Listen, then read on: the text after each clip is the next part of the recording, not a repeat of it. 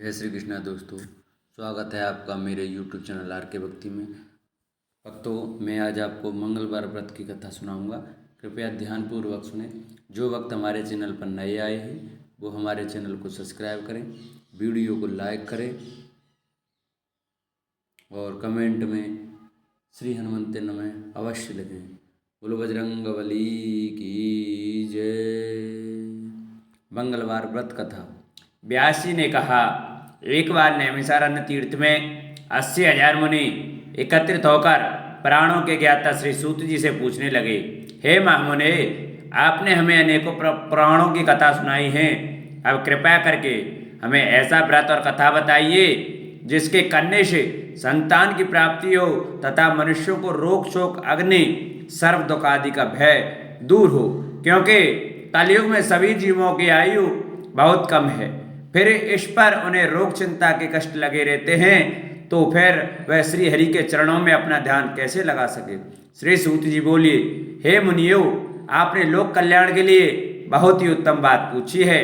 इस बार युधिष्ठिर ने भगवान श्री कृष्ण से लोक कल्याण के लिए यही प्रश्न किया था। भगवान श्री कृष्ण और युधिष्ठिर का संवाद तुम्हारे सामने कहता हूँ, ध्यान देकर सुनो। एक समय पांडवों की सभा में श्री कृष्ण जी बैठे हुए थे। तब युधिष्ठिर ने भगवान श्री कृष्ण से प्रश्न किया, हे प्रभु नंदनंदन गोविंद, आपने मेरे लिए अनेकों कथा सुनाई हैं। आज आप कृपया करके ऐसा व्रत या कथा सुनाएं जिसके करने से मनुष्य को रोग चिंता का भय समाप्त हो और उसको पुत्र की प्राप्ति हो। हे प्रभु, बिना पुत्र के जीवन व्यर्थ है। पुत्र के बिना मनुष्य नरकगामी होता है। पुत्र के बिना मनुष्य पितृ ऋण से छुटकारा नहीं पा सकता और न ही उसका पुण्यक नामक नरक से उद्धार हो सकता है। अतः पुत्रदायक व्रत बतलाइए। श्री कृष्ण भगवान बोले, हे राजन, मैं एक प्राचीन इतिहास सुनाता हूँ, आप उसे ध्यानपूर्वक सुनो। कुंडलपुर नामक एक नगर था, उसमें नंदा नामक एक ब्राह्मण रहता था। भगवान की कृपा से उसके पास सब कुछ था, फिर भी वह दुखी था। इसका कारण यह था कि ब्राह्मण की स्त्री सुनंदा के कोई संतान न थी। सुनंदा पतिव्रता थी, भक्तिपूर्वक श्री हनुमान जी की आराधना करती थी। मंगलवार के दिन व्रत करके अंत में भोजन बनाकर हनुमान जी का भोग लगाने के बाद स्वयं भोजन करती थी। एक बार मंगलवार के दिन ब्राह्मणी गृह कार्य की अधिकता के कारण हनुमान जी को भोग लगा न सकी, तो इस पर उसे बहुत दुख हुआ। उसने कुछ भी नहीं खाया और अपने मन में प्रण किया कि अब तो अगले मंगलवार को ही हनुमान जी का भोग लगाकर अन्न जल ग्रहण करूंगी। ब्राह्मणी सुनंदा प्रतिदिन भोजन बनाती, श्रद्धापूर्वक पति को खिलाती, परंतु स्वयं भोजन नहीं करती और मन ही मन श्री हनुमान जी की आराधना करती थी।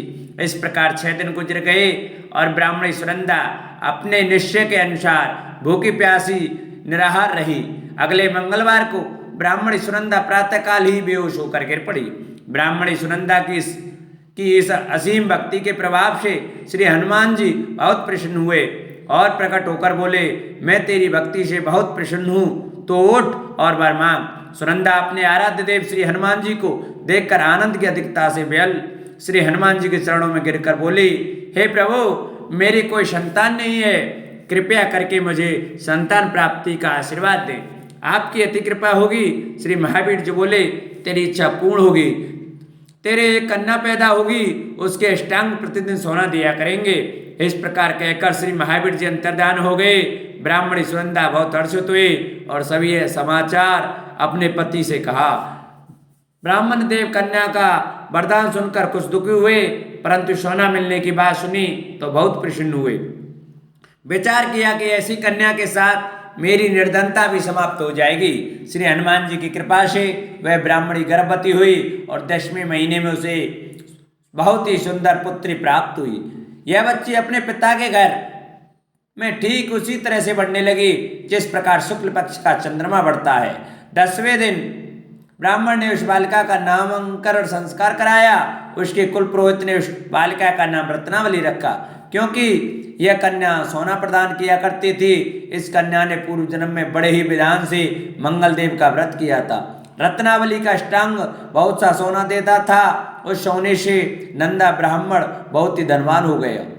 अब ब्राह्मणी भी बहुत अभिमान करने लगी थी। समय बीतता रहा। अब रत्नावली 10 वर्ष की हो चुकी थी। एक दिन जब नंदा ब्राह्मण प्रसन्नचित्त था, तब सुनंदा ने अपने पति से कहा, मेरी पुत्री रत्नावली विवाह के योग्य हो गई है, अतः आप कोई सुंदर तथा योग्य वर देखकर इसका विवाह करा दें। यह सुन ब्राह्मण बोला, अभी तो रत्नावली बहुत छोटी है। तब ब्राह्मणी बोली, शास्त्रों की आज्ञा है कि कन्या 8वें वर्ष में गौरी, 9वें वर्ष में रोहिणी, 10वें वर्ष में कन्या, इसके 50 रजस्वला हो जाती है। गौरी के दान से पाताल लोक की प्राप्ति होती है, रोहिणी के दान से वैकुंठ लोक की प्राप्ति होती है, कन्या के दान से इंद्रलोक में सुखों की प्राप्ति होती है। अगर हे पतिदेव रजस्वला का दान किया जाता है तो घोर नरक की प्राप्ति होती है। इस पर ब्राह्मण बोला, अभी तो रत्नावली मात्र 10 वर्ष की है और मैंने तो 16-16 साल की कन्याओं के विवाह कराए हैं, अभी जल्दी क्या है। तब ब्राह्मणी सुनंदा बोली, आपको तो लोभ अधिक हो गया है। शास्त्रों में कहा गया है कि माता पिता और बड़ा भाई रजस्वला कन्या को देखते हैं तो वे अवश्य नरक के गामी होते हैं। तब ब्राह्मण बोला, अच्छी बात है, कल मैं अवश्य योग्य वर की तलाश में अपना दूत भेजूंगा। दूसरे दिन ब्राह्मण ने अपने दूत को बुलाया और आज्ञा दी कि जैसी सुंदर मेरी कन्या है वैसे ही सुंदर वह उसके लिए तलाश करो। दूत अपने स्वामी की आज्ञा पाकर निकल पड़ा। पंपई नगर में उसने एक सुंदर लड़के को देखा। यह बालक एक ब्राह्मण परिवार का बहुत गुणवान पुत्र था। इसका नाम सोमेश्वर था। दूत ने इस सुंदर व गुणवान ब्राह्मण पुत्र के बारे में अपने स्वामी को पूर्ण विवरण दिया। ब्राह्मण नंदा को भी सोमेश्वर अच्छा लगा और फिर शुभ मुहूर्त में विधि पूर्वक कन्यादान करके ब्राह्मण ब्राह्मणी संतुष्ट हुए। परंतु ब्राह्मण के मन में तो लोभ समाया हुआ था। उसने कन्यादान तो कर दिया था, पर वह बहुत खिन्न भी था। उसने विचार किया कि रत्नावली तो अब चली जाएगी और मुझे इससे जो सोना मिलता था वह अब नहीं मिलेगा। मेरे पास जो धन था कुछ तो इसके विवाह में खर्च हो गया और जो शेष बचा है वह भी कुछ दिनों पश्चात समाप्त हो जाएगा। मैंने तो इसका विवाह करके बड़ी बड़ी भूल कर दी। अब कोई ऐसा उपाय हो कि रत्नावली मेरे घर में ही बनी रहे, अपने ससुराल न जावे। लोभ रूपी राक्षस ब्राह्मण के मस्तिष्क पर छाता जा रहा था। रात भर अपनी शैया पर बेचैनी से करवटें बदलते बदलते उसने एक बहुत ही क्रूर निर्णय लिया। उसने विचार किया कि जब रत्नावली को लेकर उसका पति सोमेश्वर अपने घर के लिए जाएगा तो वह मार्ग में छिपकर सोमेश्वर का वध कर देगा और अपनी लड़की को अपने घर ले आवेगा, जिससे नियमित रूप से उसे सोना भी मिलता रहेगा और समाज का कोई मनुष्य उसे दोष भी नहीं दे सकेगा। प्रातः काल हुआ तो नंदा और सुनंदा ने अपने जमाई तथा लड़के को बहुत सारा धन देकर विदा किया। सोमेश्वर अपनी पत्नी रत्नावली को लेकर ससुराल से अपने घर की तरफ चल दिया। ब्राह्मण नंदा महालोक के वशीभूत हो अपनी मति खो चुका था। पाप पुण्य को उसे विचार न रहा था। अपने भयानक व क्रूर निर्णय को कार्य रूप देने के लिए उसने अपने दूत को मार्ग में अपने जमाई का वध करने के लिए भेज दिया था, ताकि रत्नावली से प्राप्त होने वाला सोना उसे हमेशा मिलता रहे और वो कभी निर्धन न हो। ब्राह्मण के दूत ने अपने स्वामी की आज्ञा का पालन करते हुए उसके जमाई सोमेश्वर का मार्ग में ही वध कर दिया। समाचार प्राप्त कर ब्राह्मण नंदा मार्ग में पहुंचा और रुदन करती अपनी पुत्री रत्नावली से बोला, हे पुत्री, मार्ग में लुटेरों ने तेरे पति का वध कर दिया है। भगवान की इच्छा के आगे किसी का कोई बस नहीं चलता। आप तो घर चल, वहां पर ही रहकर शेष जीवन व्यतीत करना, जो भाग में लिखा है वही होगा। अपने पति के अकाल मृत्यु से रत्नावली बहुत दुखी हुई।